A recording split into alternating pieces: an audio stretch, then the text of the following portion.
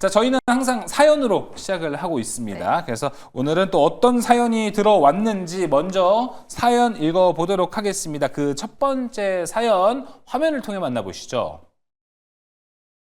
네, 친구 추천으로 작년 11월 말에 리가켄바이오를 12만 2,396원에 매수했습니다. 와, 처음 매수를 하신 건지 모르겠는데 일단은 1의 자리 숫자가 있는 걸 봐서 어떻게도 매수를 하셨는지 잘 모르겠어요. 근데 비중은 50%입니다. 제가 산 매수가까지 올 수 있을까요? 라고 이렇게 보내주셨는데 자, 그럼 바로 전화 연결되어 있다고 합니다.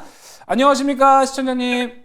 안녕하세요. 네, 안녕하세요. 자, 친구 추천으로 리가켄바이오를 사셨다고 들었습니다.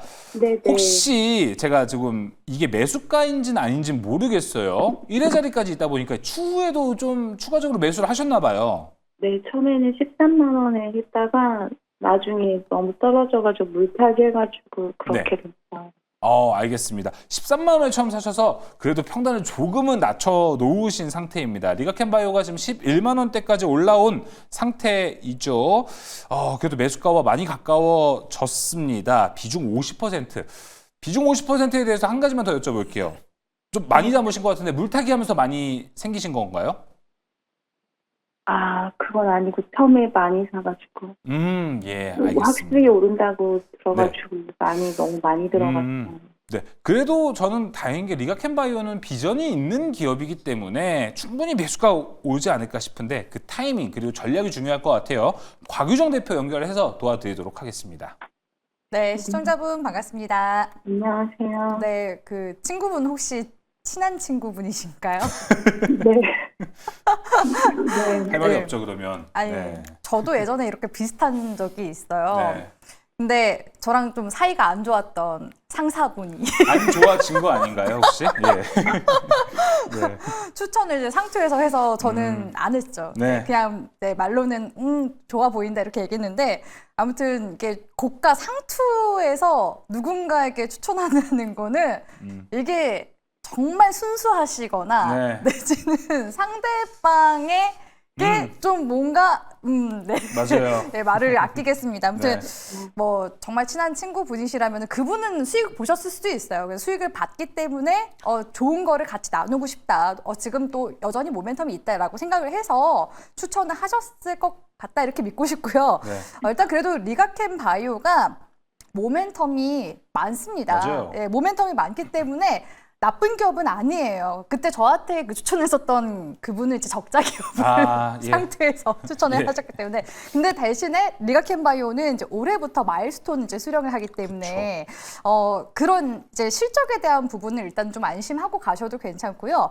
이 리가켄바이오라는 종목이 애초에 이제 주가 상승세가 이렇게 나타날 수 있었던 게 항체 약물 접합체라는 그 ADC를 기술 이전하게 되면서 그 기술 이전에 대한 마일스톤 수령 이런 부분들이 좀 반영이 되면서 올라간 거거든요. 근데 이에 따른 그 임상 1상이 올 하반기에 발표가 나올 예정이에요. 그래서 만약에 임상 2상으로 넘어가게 되면은 또 추가 로열티나 마일스톤을 또 추가적으로 수령하게 될 가능성이 높거든요.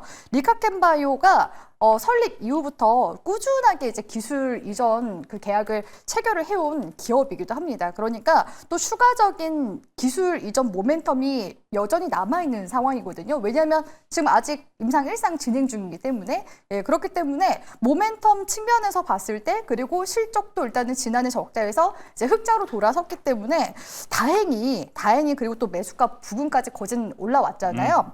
그래서 12만 원 올라오게 되면은 지금 이제 계속 물타고 하셔서 비중이 너무 커졌기 때문에 제가 봤을 때는 현 구간에서 좀 더 가져가신다면은 좀 가볍게 비중 한 10%대로 들고 가시는 게 나을 것 같다 말씀드리고 싶거든요. 그래서 다시 이제 매수 본정가까지 올라오게 되면은 최대한 좀 비중 덜어내세요. 20-30%더 가져가고 싶다 하실 수도 있는데 제가 봤을 때는 적정 비중 한 10% 정도로 잡으시고 만약에 11월 전고점 구간대 있죠. 전고점 구간대 14만 원. 요 구간대를 돌파를 하게 된다 한다면은 오히려 그때 불타기로 추가적으로 이제 비중을 10%더 좀 추가적으로 매수를 해서 총 한 20% 비중으로 추가적인 수익을 더 노리시는 게 훨씬 더 안정적으로 매매를 하실 수가 있을 것 같거든요. 네, 그렇기 때문에 현 시점에서 종목 보유하고 계시고요.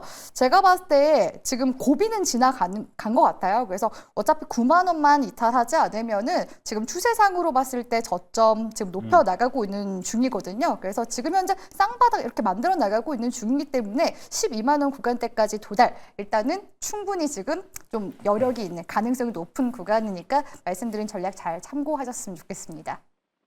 네, 자 리가캠바이오 저희가 사연이 들어와서 이렇게 종목 상담 직접 도와드렸고요. 뭐 지금 채팅창에서는 많은 분들이 내용을 올려주고 계십니다. 천국소연님께서는 그래서 유정희 누나가 주식 공부를 시작했구나라고 JW 인베스트가 만들어진 네. 이 계기 아무래도 그 주식을 시작하게 된 계기에 대한 이야기도 함께 좀 알 수 있지 않을까 싶습니다. 자, 많은 도움이 되셨으면 좋을 것 같고요. 리가캠바이오 좋은 기업이다 보니까 수익률 극대화 쪽으로 여러분 더 생각을 해보시면 좋을 것 같습니다. 자, 이어서 다음 사연 받아보도록 하겠습니다. 화면 통해 먼저 만나보시죠. 유나이티드 제약이네요. 오늘 제약바이오로 들어옵니다. 자, 51,000원 매수가, 비중 50%, 비중이 좀 많으시네요. 자, 꾸준한 영업이 거두고는 있는 건실한 기업인데 주가를 보면 답답합니다. 몇 년째 하락세라 보유하지 않고 있다 생각하고 없다 생각하고 잊고 살고 있는데 한 번씩 계좌 열 때마다 힘이 듭니다. 이 종목 어떻게 대응해야 할까요? 자, 진짜 비중을 50% 들고 있다 보면은 내가 이걸 없다고 생각해도 잊을 수가 없어요. 어떻게 하지라고 할 텐데 이게 5만 원대가 매수가면은 진짜 오래 들고 계셨을 가능성이 높다. 이게 제가 지금 차트로 봐도 2022년에 5만 원대가 없는 걸로 보입니다. 2021년쯤에 매수를 하시지 않으셨나, 가지고 계시지 않으셨나 싶습니다. 이창대 대표님, 유나이티드 제약 어떻게 좀 볼까요? 일단 아무래도 유나이티드 제약을 제가 이제 첫 번째로 좀 살펴본 바로는 시가총액이 그렇게 높진 않아요. 근데 지금 아시다시피 이 기준금리가 동결이 된 지가 꽤 오래됐습니다. 뭐 이번에 좀 금리 인하 관련해 가지고 연준에서 원로 이사가 한번 얘기가 좀 있기는 했었어요. 이번에 트럼프가 이제 관세를 한 10% 정도로 종결을 지어주면서 이렇게 좀 마무리를 해주게 되면 한 7월 정도까지 좀 종결을 지어주면 연말부터는 이제 금리 인하 가능성이 열린다. 이렇게 좀 금리 인하에 대한 시사점을 던져주긴 했습니다. 그렇기 때문에 그동안 이제 연준의 굉장히 강경한 동결 스탠스, 매파적인 스탠스가 좀 부드러워졌다라고 우리가 평가할 수 있을 것 같아요. 그래서 이제 트럼프가 최근에 정말 뭐 발빠르게 얼마 전에 또 남아공 대통령이랑도 그다음에 이제 백악관에서 이제 회담을 가지기도 했는데 아주 뭐 목적 의식이 딱 보이더라고요. 그렇게 그냥 압박을 하다가 거기서 그 골프 선수 출신이신 뭐 유명한 분이 또 같이 오셨더라고요. 남아공 출신 분이. 그분이 이제 그 딱 인프라랑 미국의 도움을 필요로 한다. 그 딱 얘기 듣는 순간 표정이 확 바뀌더라고요. 그래서 목적성이 딱 인프라구나. 거기서 딱 보였는데 결국 이제 트럼프가 이제 열심히 하려고 하는 게 인프라 정책을 시행할 때도 그렇고 경기 부양하기 위해서는 이제 금리 인하가 필수적이니까 금리 인하를 계속 좀 압박은 할 겁니다. 그리고 연준에서도 트럼프에 좀 시사점을 던져줬다고 생각을 해요. 이제 빨리 그 관세 관련해서 종결을 좀 지어달라는 거죠. 그래서 트럼프가 최근에 좀 완화적으로 관세를 진행하고 있으니까 좀 마무리가 되지 않을까 생각이 들고 금리 인하도 좀 우리가 생각해 볼 수 있다고 봅니다. 그렇게 되면 이제 제약바이오는 분명히 또 좋아질 수 있기 때문에 유나이티드 제약이 뭐 이익이 안 나오고 있는 기업도 아니고 충분히 올라갈 수 있다고 봐요. 근데 여기서 좀 문제가 되는 건 뭐냐면 지금 시청자님 보니까 가격은 높고 주가는 그럼에도 불구하고 높습니다. 굉장히 좀 공격적인 성향이신 건지 아니면은 이제 물 타다 보니 이렇게 된 건지 그것까지는 제가 모르겠으나 일단 시가총액이 지금 3,200억짜리에다 비중을 절반을 태우는 거는 너무 좀 위험합니다. 물론 제가 이전에도 한번 말씀드렸듯이 투자 성향에 따라서 제가 뭐라고 왈가왈부하기 좀 그래요. 저도 좀 공격적으로 투자하는 사람 중에 한 명이라. 근데 내가 좀 자신이 없다라고 하시는 분들은 이런 소형주들은 기왕이면 좀 비중 조절을 적게 해서 들어가시는 게 좋겠다 말씀드리고 지금 현 시점에서는 가져가 봐도 괜찮을 것 같습니다. 금리 관련해서도 좀 우호적으로 바뀔 것 같고 이익 캐파도 괜찮더라고요. 지금 매출이나 영업이익 순이익도 올라가고 있고 부채 비율도 16% 정도 뭐 15% 아래로 떨어질 걸로 예상되는데 부채 비율 15% 정도면 무차익 구조입니다. 재무 구조 아주 탄탄하고 부채 없는 거나 다름없어요. 그래서 이제 마진율도 꽤 높은 편이고 심지어 PER도 굉장히 저평가되어 있기 때문에 가긴 할 거라고 봐요. 일단 비중 추가로 담는 건 저는 이건 결코 동의할 수가 없고요. 그대로만 그냥 가져가시고 전저점 뭐 10,000원, 18,000원이 이제 깨진다라고 하면 비중 조절을 좀 하긴 해야 될 것 같은데 그렇지 않는다라고 하면은 뭐 한 2만 원에서 3만 원 선까지는 2만 한 8,000원 내지 3만 원 요 정도 선까지는 1차적으로 좀 노려보시라고 말씀드리고 싶어요. 그 추후에 추가적인 상승이 나오는 건 좀 더 그때 상황을 보면서 지켜봐야 되겠지만 한 2만 8,000원 내지 3만 원까지는 좀 홀딩 해가지고 가져가 보셔도 괜찮을 것 같거든요.